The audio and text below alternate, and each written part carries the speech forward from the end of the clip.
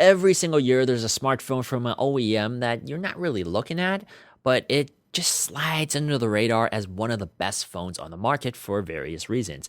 Well, we're halfway through the year, and I think I found that phone for this current year. We are going to be talking about the Red Magic 3 from Nubia. It's a gaming phone, but this is why I think it's not just a gaming phone, but one of the best valued phones on the market today. I'm Alex with Sitmo Tech. Let's review this phone.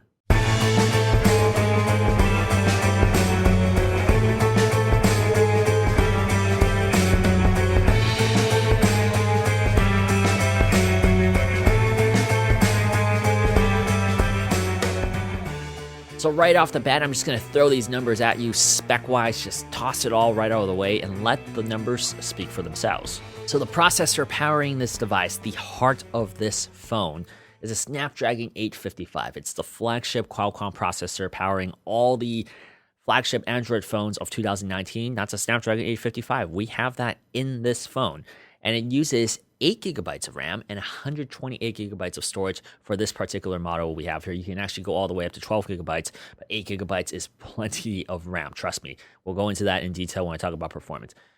Moving on to the display, we have an AMOLED display. This isn't the most high definition display out there, but there are like terrific benefits for this particular display. We are looking at a 1080p display. It's 1080 by 2340 pixels to be exact.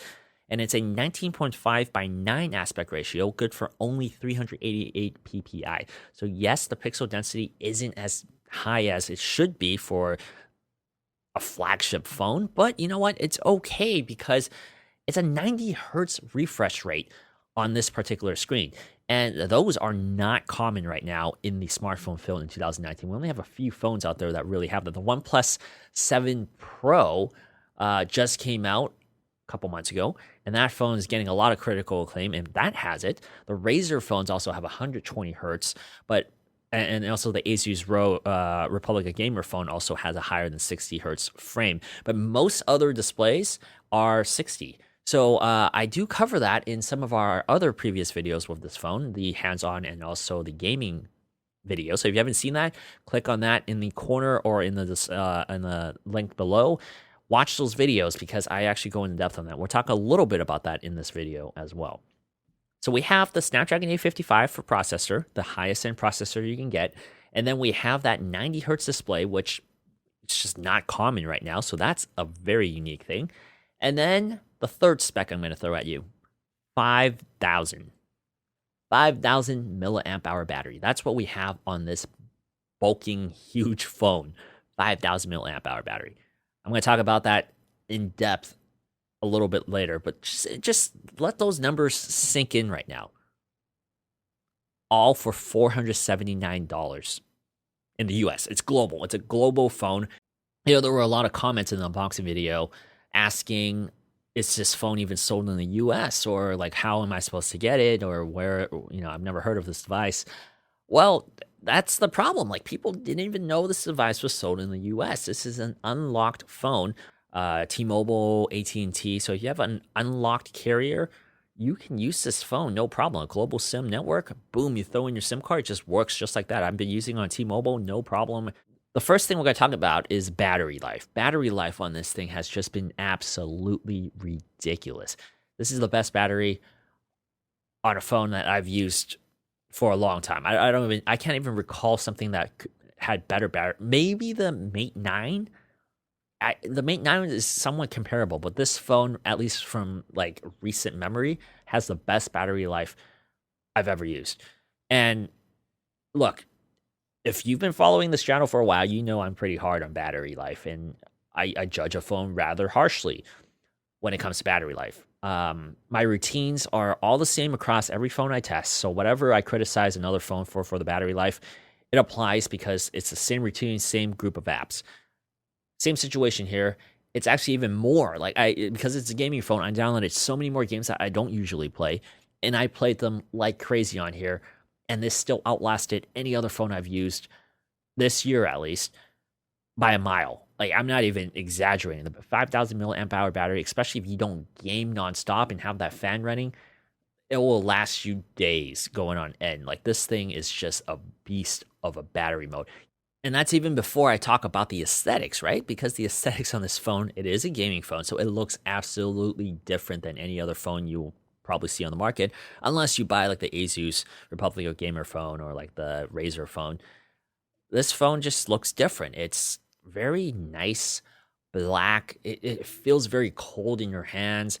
It has these like red accents on it, and it has a fan. And the camera is shaped in a Superman shield, which I think is absolutely cool. I've never seen a camera lodged in a Superman shield. That is just the sexiest thing out there. Like, if you're going to put a camera on a phone, and a lot of them are very stale now. You put it in one corner or right dab in the center or going parallel down. This single camera is like an eye in the Superman shield. That is the coolest thing I've seen in terms of a smartphone placement. And then you got the fingerprint scanner in a really narrow slit. I don't really love that, but at least it's there. You have a fingerprint scanner. It's a little high for my liking too. But right beneath the fingerprint scanner is where the moneymaker is in terms of design. We have a LED bar that you can customize. And this is one of those things where it's unnecessary, but it's a gaming phone.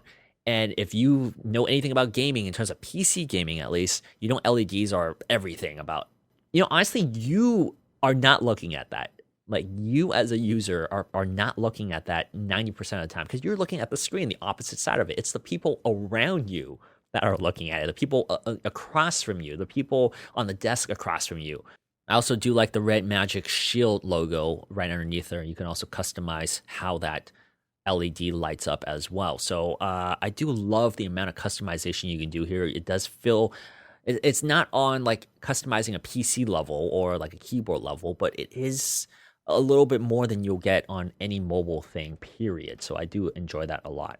Now let's talk about the fan, right? So when you turn on the game mode, and once again, I highly recommend you check out some of the other videos we've done where I go into depth about this gaming mode thing. But when you turn on the gaming mode, the fan turns on. It makes noise. Like, this is an actual fan. You can hear it. So I'll probably have a little section right now with the noise rolling. It's kind of funny to think about, right? Like, when it comes to a gaming PC, we are trying to withdraw that fan noise, right? We want as little fan noise as possible. We want like a quiet experience, and yet we want to keep the PC cool. But when it comes to this particular phone, it's kind of neat to have the fan running because we don't normally have it on smartphones, right? So it's like a weird paradox. Like, on the PC, you're so used to wanting to get those fan noises away, but on this, you're kind of like, oh, it's kind of cool. You kind of want to turn it on. So sometimes I just turn on the gaming mode just to hear the fan, or like to show it off to people. Like, wow, look, this has a fan, and people are like, wow, that's so cool. I just find that very hilarious. In terms of cooling the device, I mentioned this in the previous videos, but the phone remains relatively cool for this particular size and this build. Now, Nubia also says there's liquid cooling. They say it's the first phone out there with liquid cooling. And so I can't verify that it does or doesn't have it, but I will take their word for it, right? Because you advertise something, and it's a relatively big company. I mean, ZTE Nubia is one of the biggest cell phone manufacturers out there. So I take the word for it that it is in there, but I can't make any comments about what it does or what it doesn't do, because as I said, even with the fan, like, even with it off, I didn't really notice much of a difference in terms of performance and throttling and stuff like that. The phone really didn't throttle much, period.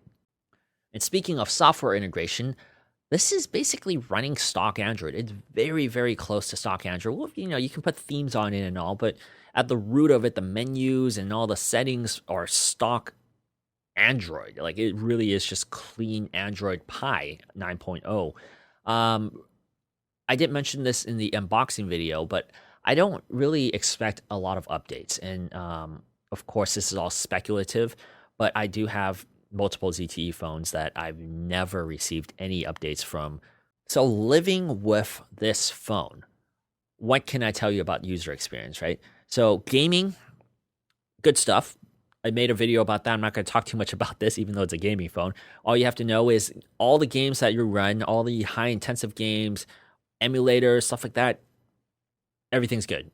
Frame drops, non-existent on this phone. PUBG, highest end settings, everything seems really good. I haven't run into any problems playing games on this phone. Nothing's crashed. Everything's really smooth. The 90 hertz screen is absolutely terrific.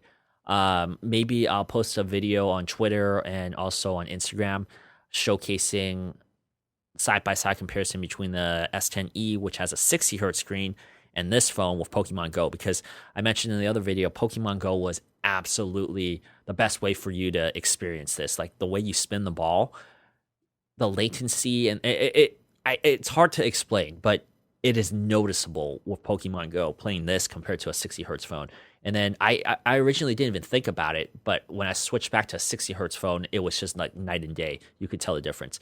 Everything else, you don't really notice it too differently until you switch to a 60 hertz phone.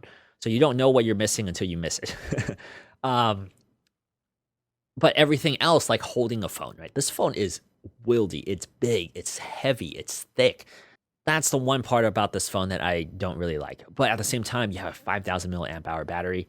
It is really large, but it's a gaming phone you're holding in landscape most of the time if you're playing games for a long period of time. But I'm going to give this one a pass for various reasons. Because one, it just undercuts all the other phones, right? It has the processor. It has a huge battery. I've mentioned this in many videos too. I rather companies make thicker phones with bigger batteries instead of really thin phones with really big camera humps. There is no camera hump here. They filled out that extra, shaved off that, instead of shaving off that space, they threw that battery in and evened it out. That's exactly what I've been asking for years. So I'm not going to go and complain about that because that's what I want. I'd rather have that than a big fat camera hump. Honestly, that's just the truth. All right, we're almost done. I promise we're almost done. We're going to talk about the camera. Okay. In the beginning of the video, I said there were 3 specs that you should let sink in for the price point. I should have said there's 4 because this number is 48. We only have one sensor, but it's a 48 megapixel sensor. It's only at f1.7, so it's not the lowest f-stop. We've seen lower f-stops. So just because the megapixels are really high doesn't mean that the camera is really good. There's varying things. I do have to say, though, that the camera was surprisingly decent. It's surprisingly good. I took this on my trip to Japan. I took a bunch of pictures, a bunch of videos. I have to give it a thumbs up. The colors, the HDR mode is relatively good. It over sharpens it a little bit here and there, but overall the images come out very sharp, very nice. Colors are good. It's simple to use. It was quick. The camera interface was very nice, very clean. But I am color me pleasantly surprised. This was a very good smartphone camera experience. If you think about it, $479 for the highest end processor, for a pretty good camera, for a huge battery, that's undebatable. Like, that is undebatable. That's not even a question. The battery life on this is one of the best on any phone right now. And then you add in, what else did I say? The good storage amount. Oh, no micro SD card. Okay, so that's one of the complaints I had on my notes. It's a gaming phone. Why is there no micro SD card support on it, right? That's one thing I wish they could have thrown on here. It's dual SIM. I wish they could have made the second SIM slot into a micro SD card. I don't really complain about micro SD card anymore because phones are moving away from it. But emulators, if I'm playing like a PSP emulator, PS1 emulator, N64, whatever, I want to throw all that storage on an SD card and put it on here. They don't have that here. So unfortunately, we don't got that. But otherwise, yeah, this is like the coolest phone out there right now in terms of price point, performance, everything combined. It's just a terrific package. When OnePlus first came out, flagship killer. Everyone was excited. The Axon 7, same exact thing. People were like, wow, that phone was great value for the price. And then, Pixel 3a came out, kind of had that feeling a little bit. But this phone, man, this and the Zenfone 6, you really don't, unless you really just want like a status symbol, there's no real reason for you to hit that 1,000 mark. You got the 855 here. It's the same processor as the one on the S10. There's little things, of course, that the S10 or has more of, but this really covers it for basically anybody out there in the world. So I highly recommend this phone, no doubt about it. Even if you're not a gamer, it's a great everyday phone. I'm Alex with Hypnotech. Thank you guys so much for watching, and I'll see you guys next time. And that's it. Be sure to subscribe here Hit the bell button so you don't miss any of our videos, and check out our other videos right here. Until next time,